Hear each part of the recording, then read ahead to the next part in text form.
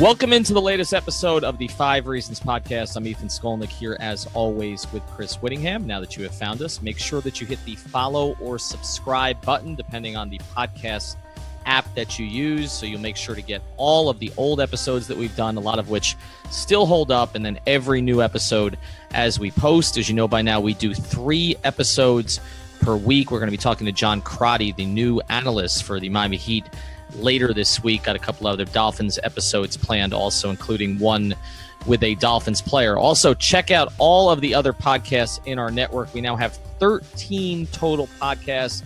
A lot of featured stuff coming up this week. The president of the Florida Panthers, Matt Caldwell, was on with Goldie on Ice, and that one just got released earlier today. But the focus this week, we've talked a lot of Dolphins, but the focus this week is the Canes. And it's not just Cam Underwood, because we have a watch party planned for this Sunday in a place that we want to fill, the Big Al's Sports Cafe in Sunrise. But obviously, this is the game everybody's been looking forward to for a long time. I polled it on Twitter the other day. What are you most looking forward to? Which opener, whether it's Canes LSU or it's Dolphins Titans, and it was about 80% Canes. So I think that's some of the Dolphins negativity that's coming in here, but it's also because there's a lot of positivity about where the Canes program is going. So today we're going to talk to Cam Underwood. You can find him at Underwood Sports. He's the managing editor of The State of the U. You can follow that at The State of the U. I want to start here with you with part one, Cam.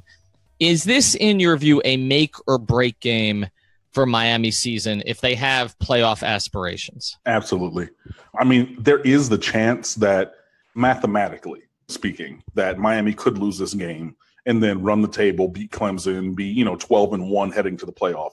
That is potentially possible. But this program has been pointing towards this season for a few years now. As soon as Al Golden was fired, there was a look to the future. And, you're thinking, okay, well, 2016 is going to be the first year for Rick, so that's going to be better, but not, playoff. 17, not really necessarily going to be there, but 2018, you start with the LSU game, a marquee game, the only college football game going on Sunday night. So every eye that's watching college football is going to be tuned in to the University of Miami versus LSU.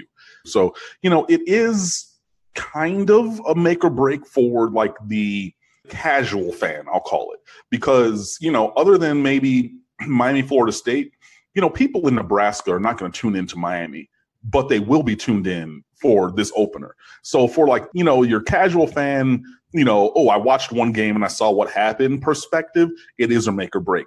Mathematically speaking, it's not a make or break, but Miami lost the last 3 games last year, and you're going to book in that to start this year with a loss to a talented but pretty average kind of LSU team. I don't think that would necessarily bode well, but if this team were to lose, Miami that is, and then show some kind of super resiliency, this could be overcome.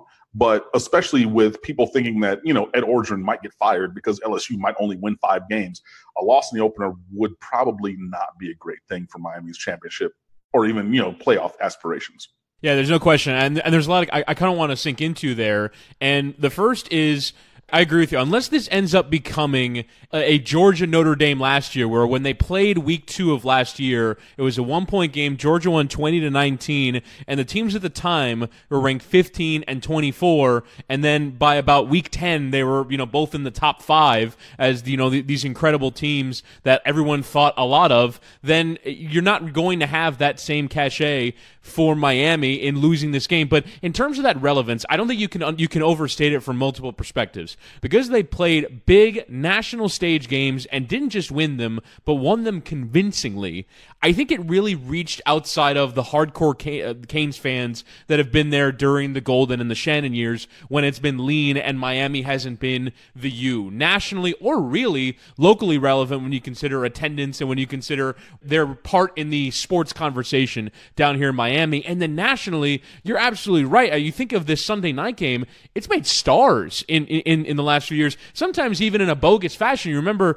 Texas winning that shootout, I think it was against Notre Dame a couple of years ago, and everyone, I think Joe Tessitore even said it with the winning touchdown in overtime, Texas is back, everybody. And then I think they went like 7-5 that season, and it didn't end up being that way. But the void that is left between the end of the NFL preseason, the start of the NFL regular season, you get that Sunday Sunday all to yourself. It's ABC. It's a primetime game. It's in Dallas. It is one of the showcase games of that weekend, and it's a standalone game. It has the opportunity to make Miami a star on a relevance basis. So while they could win their next 12 games after losing this one and still have a shot to make the playoff, first off, you give yourself no margin for error, but second, you just lose that steam that you've built over the last year in going 10-0 and then finish the season poorly, but everyone believing, based off the fact that they're ranked preseason number 8, everyone believing that this team has a chance to be legitimately competitive going into this season. No, and I agree with that, completely. This is a first impression game, for a lot of people. And, you only get that one chance to make a first impression. You don't get a second chance. So, again, Joe Schmo, random, college football fan who likes his local team, from Idaho maybe or something. And he's, whatever. It's a national game. It's on that night. They're not going to turn another eye to Miami. They're not going to turn another eye to LSU this year. LSU, they might be on the CBS game, the showcase, SEC game. So they might get that. But unless Miami gets another game day game, another, 8 p.m. Sunday night or Saturday night primetime game, this is the one chance you have to impress people, to leave a mark in the minds of people across the country. Now, I'm a Miami alum. I run a Miami website, I'm going to be there. Rain or shine, thick and thin, ever since I enrolled at Miami in 2000, I've watched pretty much every game if I haven't been at the games myself. So, they're not necessarily playing for me. If you have aspirations as a team for the college football playoff, you need to build a narrative. And I know, Chris, when I was on your radio show before, you kind of goaded me into saying something that I had in a personal conversation. But, Malik Rozier on the numbers,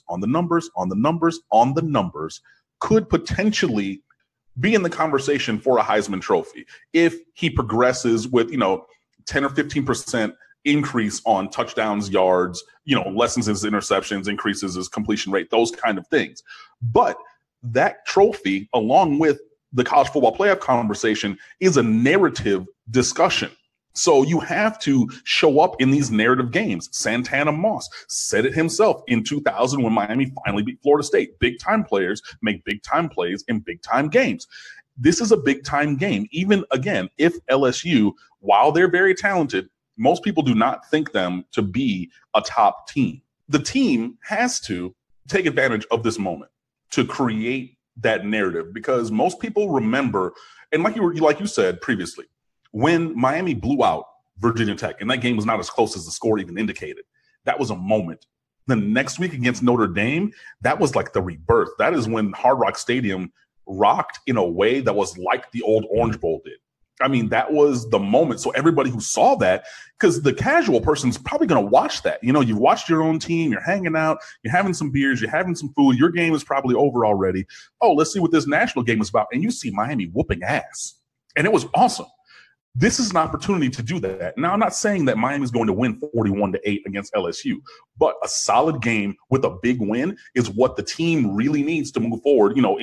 If we're talking about contending for the college football playoff, I think that's really what it is. I think that, I don't know if you're going to ask me later, but Miami should win the Coastal because we're the most talented team. I think that, other games are going to be, maybe a little bit tightly contested. But yeah, no, Miami has to really take advantage of this great opportunity that's been cultivated for them. We always talk about the order that the Canes won their games last year. And I've made the case a little bit the other way, that the way that it happened for Miami was actually good for narrative, because if you go 10-3, but say you start 7-2, nobody's paying attention to your program. But when you start 10-0, and then, yes, they lost the last 3 and didn't look good, really didn't look good in 2 of them against better competition. But I think you at least saw what the potential of the program was, and you built a buzz over those 10 weeks. So to me, what this first game is about is just rebuilding the buzz. I think if you beat LSU handily, it goes right back to where it was when you were 10-0 last season. And I think people start to say, oh, the Canes are back, even if LSU is not that good this year. And I was just looking it up.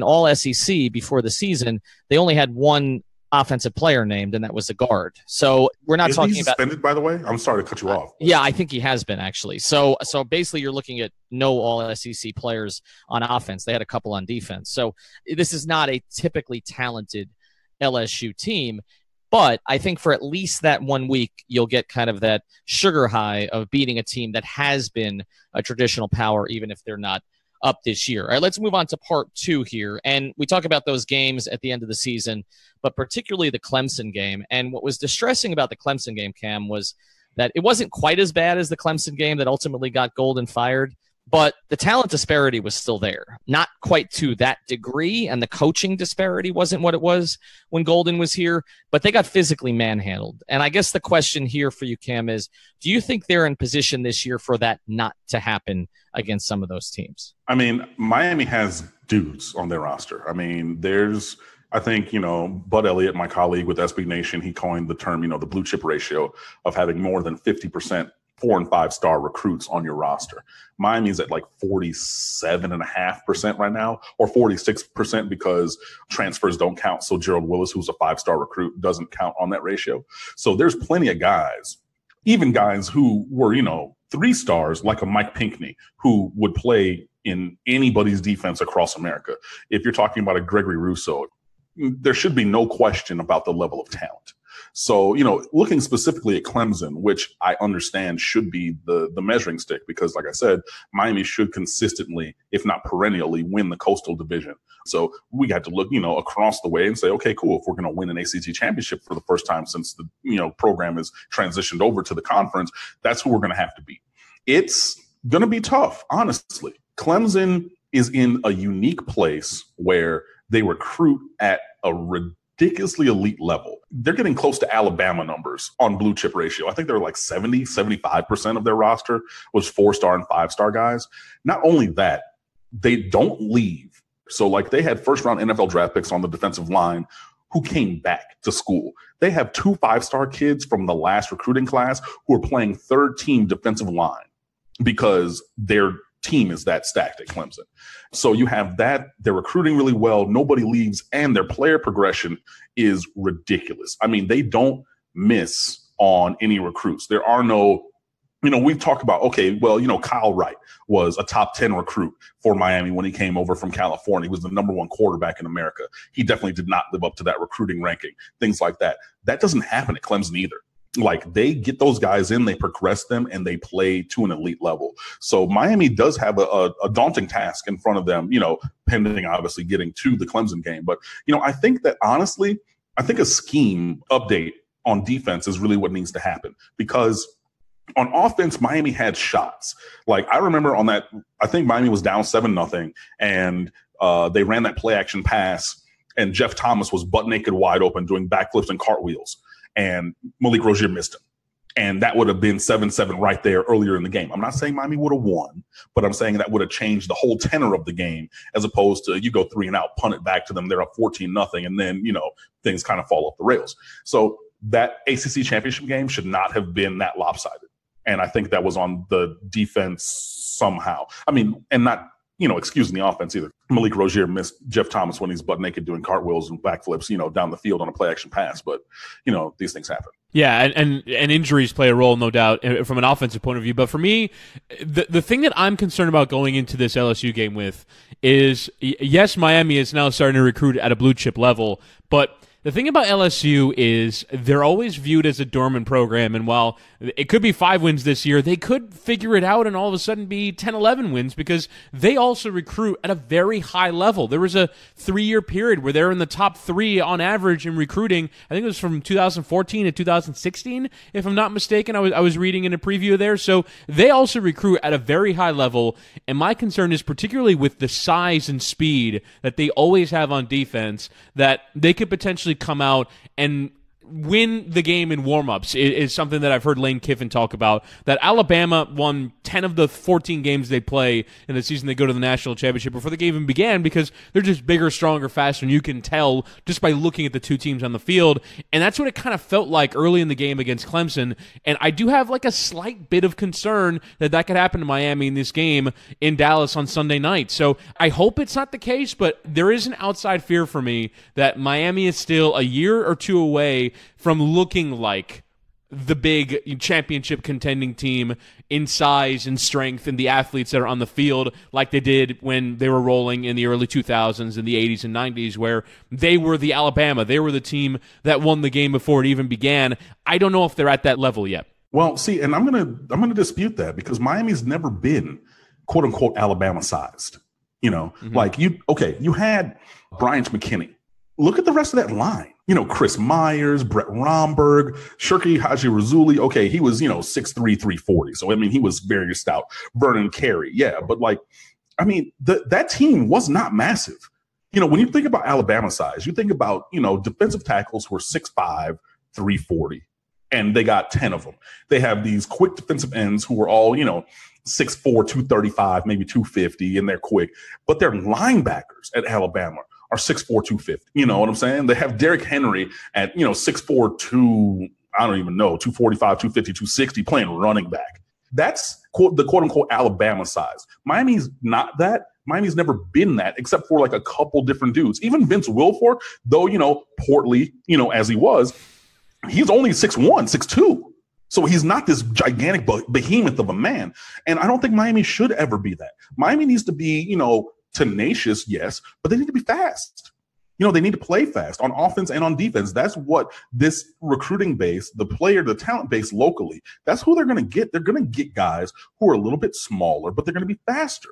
You get a Trajan Bandy like that. You get a Denzel Perryman. Yeah, he's 6 feet tall, wink, wink, wink, wink, in cleats, and 235. But he wasn't that. Jermaine Grace, All-American linebacker at Miramar, he's 6'1", 180 pounds coming out of high school. But those are the guys who are going to be there. So yeah, if people are looking at Miami's team and saying, look, they need to be a Wisconsin-sized offensive line where everybody averages 6'5.5", 355, that's just not going to happen, and that's okay. But the thing is, you cannot have such a dearth of talent and athleticism where you cannot, in your way, with your scheme, overcome those kind of things. We'll get back to our episode with Cam here in a second, but if you're a Canes fan and you're not making the trip to Dallas, you need to make the trip to Sunrise. We're going to be at the Uncle Al's Cafe in Sunrise. This is the new Uncle Al's location. It's on the corner of Nob Hill and Sunrise Boulevard in the Doris Italian Market Shopping Center. It's actually where the old Hurricane Wings used to be, so that is appropriate. Not only will we have the game on, will we have food specials, will we have beer buckets for $13 courtesy of Uncle Al's, but also we're going to have orange and green drink specials, and our new sponsor, Seltzer Mayberg Law Firm, is going to be giving away a 50-inch television. So come join us anytime after about 6:45. We'll be there all night. We're going to fill the place up. We're going to watch the Canes win. And now, back to Cam. All right, well, let's take a look at the offensive philosophy here, because I think there was a lot of talk about this. We'll get to this here in part 3. There was a lot of conversation when Rick came in about what kind of an offense he was going to run. And what I want to throw at you here, Cam, is they lost Braxton Berrios, and I felt like in a lot of ways he was kind of the release valve for this offense. Like, they got plays out of other guys. Obviously, Langham made a couple of plays at the end of the game that were huge. Jeff Thomas blowing the top off the defense. But Berrios was the guy that they could trust most often. They don't have him anymore. They've got a healthier Amon Richards, which certainly is going to help. But if I was to say to you, what is this offense going to look like? And what is the offense that Rick needs to run so that this team has more sustained success than they had last season? What he's going to run and what I think he needs to run are two very different things, and that's just kind of part and parcel of him being Mark Richt. Mark Richt wants to run a pro kind of offense, a pro style kind of offense. It's mixing pro and spread, but I said on a different radio show, I want to say that the spread elements are really on spacing. And that would be, if you have, you go shotgun with 11 personnel, that's one back and one tight end and 3 wide receivers. One wide receiver is going to be, each wide receiver on the outside are going to be outside the numbers. So you're going to stress the defense laterally by alignment. So that's going to be it. But even in that formation, you're really going to run pro style stuff. You're going to run inside zone. You're going to run zone read. You're going to run power. You're going to run off tackle. Buck sweep, I know, was a thing that one of our writers who's a football coach, and he wrote as an X's and O's piece last year. So those kind of things are going to be there. Miami is not going to run the spread at tempo because Miami only ran more than 68 plays 4 times last year. So if you're thinking, it's like a spread. So Cam says spread, so we should be up tempo. No. Spread by alignment, not by tempo. So that's going to be it. And, the thing was last year, Miami ran a lot of like the bubble screen package and some other things to kind of compensate for only having one tight end really with Christopher Herndon and no fullbacks on the roster. Now you have Brevin Jordan and Will Mallory, two freshman superstars who are going to step in at the tight end position. But also you have Trayon Gray moving over to fullback, where he's going to see some time. And then you have the nation's #1 fullback recruit, Realist George, on the roster as well. So what does that tell you? That tells you that Mark Richt now has the kind of personnel like he had at Georgia, where he can line up and run I formation, which is a thing that he was not able to do recently. So yeah, he's going to do that kind of a thing. And so there's going to be, kind of a hybrid pro spread type thing. Yeah, I would like to see some updates to the route combinations that Miami runs in certain passing, situations like third downs especially. But yeah, Mark Richt always wants to run the ball. He wants to impose his will physically. His teams at Georgia were able to do that, but obviously that's because of, the offensive line. So hopefully that will progress here. But yeah, no, there's going to be a heavy dose of the run, 2 back sets. And then when we go shotgun, which is going to be a lot because, Malik Rozier can run the ball and he likes operating out of the shotgun, set. That's going to happen, but it's going to spread you out by alignment, not necessarily by tempo or play design, like, any kind of spread that you're thinking of, like Oklahoma, Baylor, FAU, things like that. It's not going to be that same exact kind of thing, but it'll look a little bit like that on the surface level to people tuning in. This question is the biggest question for me ahead of this UM season is how are they going to play? Because Mark Richt has 2 years worth of play at Miami where I think he didn't like having Brad Kaya, a quarterback who couldn't really run very much, and he was having him do RPO type stuff, having him fake handoffs and basically act as if he would run when he was never a threat to run. And it seemed like he brought in N'Kosi Perry and Jaron Williams, at least in part, because they could run.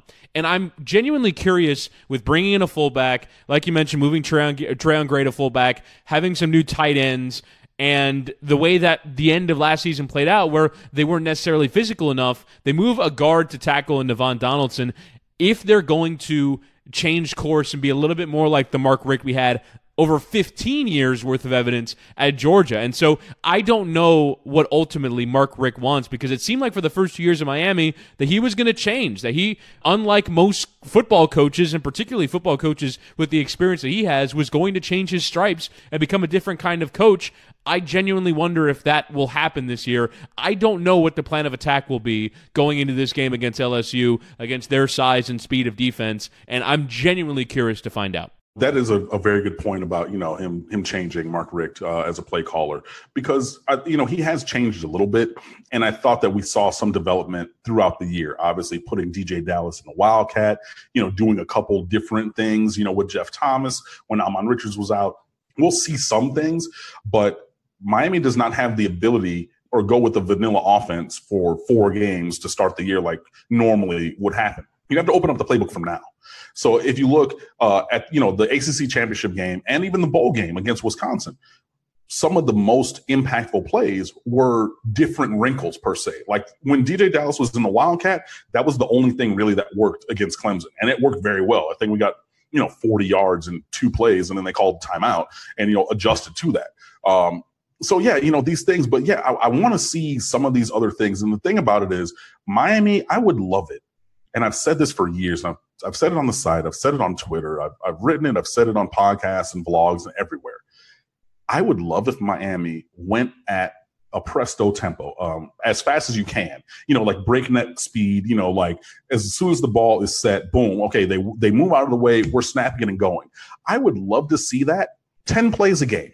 I don't even need it a lot, so yeah, if Miami runs 70 plays, that's 14% of your snaps are run at tempo, because Miami has the athletes. People cannot run with it. If you look at that game against Wisconsin, when Miami went fast and went even like half tempo, like not slow tempo, but like halfway towards being a fast tempo, man, Wisconsin couldn't run with us. Look back to the Russell Athletic Bowl against West Virginia. They can't run with us. There's very few teams who have the athleticism at the skill positions that Miami has. So if you now take 10 plays a game and you run them at an increased tempo, as in the time between snaps, now you're stressing the defense, because they got to figure out what's going on with those guys to, or what's going on with the offense to get set and everything. And now Miami's talent can take over. So I hope that is a wrinkle that we see in addition to some of these other things. And, I don't want it to be vanilla, because when Mark Richt is vanilla with it, you really need perfect execution from everybody to be very boring and successful at the same time. I don't know that we're going to have perfect execution all the time. So now if we do some of these different kind of scheme things to try to make it easier for our talented skill players to take advantage of the defense, then please do that. All right, Cam, let's look to the other side of the ball, though, because as we're taping this today, and it may air a little bit later in the week, LSU has decided on a quarterback. So this was kind of a closely held secret for a period of time. They've decided on the Ohio State transfer, Joe Burrow. So I was just curious what you think of this. Ohio State obviously has produced a lot of quarterbacks over the years and some who have not gotten an opportunity to play. I was reading up some about what they were saying in Baton Rouge, and they're saying basically just don't screw it up. As long as he doesn't make major mistakes, they'll be okay. But what's your view of him, and what's your view of Miami's approach to him in this game? I think that Miami thought that Burrow was going to start from the moment that he announced his transfer. It was always the intent that, Burrow was going to transfer there to start. So I don't think that Miami is surprised in any way. I've thought that Burrow was going to start for many weeks. We even wrote it. One of our contributors, John Camera, on State of the U, he wrote a piece taking some clips of, Joe Burrow having played in one game last year in the spring game at Ohio State for what to expect. So go check that out on stateoftheu.com, by the way. But yeah, I think that Burrow does have some talent. I don't think that he's a real threat in the zone read game.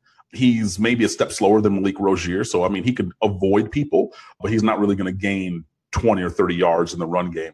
He's mobile in and around the pocket, so he's slippery. So don't think that he's just going to be a statue there. If somebody's running clean or gets past LSU's offensive line clean, they're going to, have to probably deal with, him moving around a little bit before they can get him on the ground. Has a nice arm, decent at reading defenses, obviously not, the best or anything. Otherwise, he probably would have still been at Ohio State, to play. But yeah, I think that, going back to the original or a previous conversation that we had, LSU has a lot of talent. Jonathan Giles comes over, a wide receiver from Texas Tech. They got a couple 5-star guys and Terrace Marshall and Jamar Chase. Chase is going to start for them in his first game. And both of those guys are 5-star talents who were like elite. I remember watching them as recruits for the last couple of years because I believe Miami offered both Chase and Marshall. Let me tell you now, those boys can play. Like, they got elites at wide receiver. Running back, they have less talent than before. Obviously, losing a Fournette and a Geis, you're not going to have a guy of that caliber behind them. So the running game is really going to have to lean on the offensive line doing well to help out Joe Burrow. But yeah, I think that he can be decent, maybe 60% completions and whatnot. But Joe Burrow doesn't frighten me or anything. It's not like, oh man, we got to go up against, prime Marcus Mariota or 2013 Jameis Winston or, something like that. I think that he's a good player. I think that he can make some plays, but he also has very limited game experience. And I think that Miami can take advantage of that. And yeah, LSU is going to try to do the whole game manager thing with him. If he's able to break a play, a broken play and take it, turn it into a touchdown, great. But they're not really going to put that much on him, on his shoulders, I don't think, to, sit out there and throw 40 times. But the counterpoint of that is, and if you remember, like I said, Miami gave up all kinds of completions to opposing quarterbacks last year and made some very average dudes look very, very good. Kurt Benkert looked like the number 1 overall draft pick in that first half against Miami. I think he was 18 for 18 before he missed. He was so good in that game. Like that. He was ridiculously good. And I've watched Virginia football because, Raycom Sports and, waiting for a Canes game to come on later. There's no reason that Kurt Benkert should have looked like that at all, but especially not against Miami. So, yeah, if Miami has another one of those games and they turn Joe Burrow into Kurt Benkert, who was the second coming of, whatever amazing college quarterback you want to see, that could be a problem. So, and I think that would be more on Miami's defense than on Joe Burrow per se, but anybody can get hot. And I know that, Miami fans, myself included, I am not a big Malik Rozier fan, although I know that Mark Richt is going to start him, so I got to have faith in him now. Look, Malik Rozier can get really hot and damage people. And you're talking about a guy who hit 54% of his passes, 41% of his passes in the last 3 games. What's to say that Joe Burrow doesn't get hot like Kurt Benkert did? You know what I'm saying? So I don't think that he's a great player, but, respect all opponents and fear none. So I have to respect him that he's going to be the starting quarterback. That just means now on the other side of the ball, Miami's defense really has to step up and, get in his way and step on his neck and not let him get into a zone, in the offense. And then, hopefully, get LSU's offense off the field, get the ball back to Miami's offense, and then we can do some things. Yeah, the thing for me about this decision is he joined LSU after spring practice, and so he's not going to have had a ton of time working with his teammates or working in the new offense, and there are going to be bumps. And so the thing that LSU has done in times previous has been running the ball, and when they've struggled in these kinds of situations, they just turn to, we're going to hand the ball off a million times. And like you said, Cam, they don't bring back a running back that has a real pedigree like LSU always has, whether it's Jeremy Hill or Fournette or Geis. They've had so many amazing running backs over the years. They don't really have that guy who we know of yet. So for me, it really does sort of highlight the fact that they absolutely need to stop the run in this game. The Miami defense does, Ethan. Josh Darrow here, host of the Five Rings podcast, where it's always a cane sting on the Five Reasons Sports Network. What are we about? Pretty easy. I want to tell stories, and I want to share the journey for the players and coaches, past and present, affiliated with the University of Miami. Take Manny Diaz. He grew up in Miami. He grew up going to the Orange Bowl. It was all those 1980s teams. That's where it all started for me, and just the style of play and really it really took hold when Jimmy Johnson was here, and sitting there in the Orange Bowl in '86 when we were whipping Oklahoma, and just just speed and then violence. You know what I mean?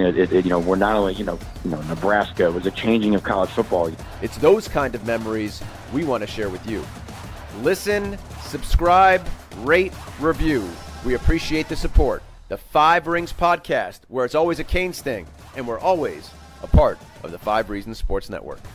All right, so let's go to the fifth part of this. We appreciate Cam Underwood joining us today at Underwood Sports. You can follow him, obviously, stateoftheu.com, another place to get him. So let's just make it simple here, Cam. The world's watching, at least for one night. We have our big watch party over at Uncle Al's Cafe in Sunrise. This is the kickoff game to the season, kind of sets the tone for everything. Not an elite LSU team. How's this one going to go? I think that both teams are stronger on defense than offense, although I definitely think that Miami's offense is stronger than LSU's. There's, maybe a little bit of just of a question with Miami's kicking game in that, all-time leading scorer Michael Badgley has graduated, and there's a true freshman, Bubba Baxa, who's from Texas, by the way, so I'm sure he'll have plenty of family and friends there at the game, steps in as the starting kicker. So, things like that. But, overall, I just think that Miami is a better team. I think that our coaching staff is better than LSU's. And like I said before, if Miami doesn't have a chip on their shoulder going into this game, wanting to show and prove that the end of last season was the aberration, not the rule, if they don't have that desire to be great and shut everybody up, then I don't know why they're on scholarship. Like, why do you play the game? Like, this is what you are supposed to get up for. This is why you strap it on. This is why you put on a helmet and shoulder pads and all these kind of things. So I think that through the course of time in the game, I think that Miami's ability to find some room against LSU secondary is going to be the big key. And I just think that, maybe a turnover will tell the difference, but give me Miami by a touchdown.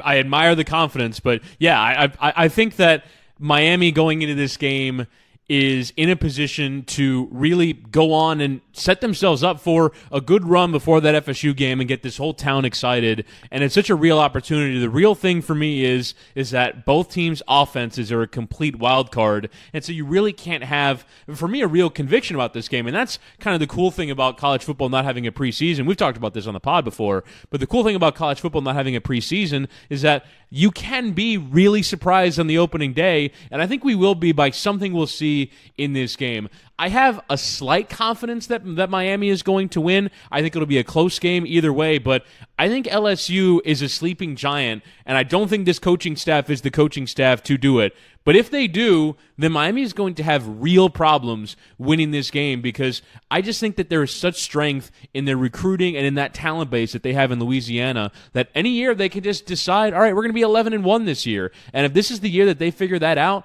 then I think Miami's in real trouble. But here's my thing about that, Chris. Obviously, look, it's been a factory there for a long time.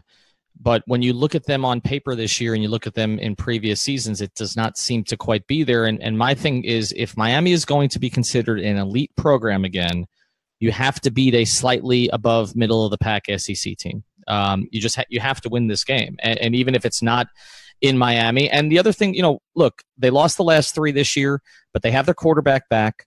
They've got their top receiver back.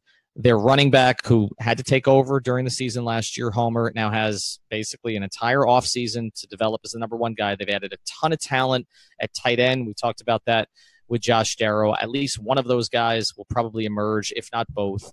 And then you look at what they return on defense. There's plenty still there. So, and the coaching staff. I mean, you've got another year with Diaz and Richt and the whole group that they have there. This is a game I think you have to win. And like we talk about narrative is so big in college football. It affects everything. It affects the players you can recruit. It affects where you are in the polls.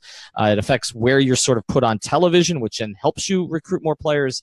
They can't afford to lose this game. I'm going to say Miami by 10. I think they win it relatively convincingly. And then, I'm with Cam here. They're going to win the Coastal. The question for me is, how far away are they from Clemson? Is this a gap that you can make up in just 1 year? I'm not sure that you can do that, but to me, they will get at least as far as they did last season with what they had returning. Everything that you guys said, I agree with, and like you said, this is a showcase game. This is a narrative game. This is, for this season, at least, this is a legacy game. Are you going to be in the talk of the elites, or are you not? I mean, you come in ranked 8th against a team that's borderline 25th and could easily be unranked. Like you said, to be where Miami wants to be, they have to beat an average LSU middle-of-the-pack SEC team.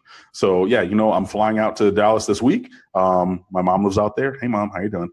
So I'll see her and be there for the game. But, yeah, I agree with Ethan. Miami really does need to win this game. Sure, could we rebound from that? Yeah, but I don't want to talk about rebounds. I want to talk about buckets. Let's get them. And so, since you're going to be in Dallas and Whittingham's going to be in Dallas, I'm going to be at this watch party. So both of you, this includes you, Cam, because I know what your audience is like, and it's much bigger than ours right now in terms of the passion that the people are following you with. Get people out to our watch party. If you can't go to the game in Dallas, we will be at Uncle Al's in Sunrise. We're going to have all kinds of drink specials, food specials. We're giving away a television, Cam, so we can put you in a raffle for that too. Giving away a TV. Going to be watching the game all night. It's going to be a big, big crowd there. So we're looking forward to it because, we're not looking forward quite as much to Dolphins-Titans as we are. Cam Underwood, follow him at Underwood Sports. Also read his work and all the great work they do at State of the U. Also check out our Canes podcast, 5 Rings Canes. Josh Darrow had Alonzo Highsmith on last week. I know who he taped with, and you're going to want to hear that. It's one of the all-time great quarterbacks in Canes history. That's going to be coming up here in the next couple of weeks. So looking forward to a good season from the Canes, because surely with the state of our pro teams down here, we need it.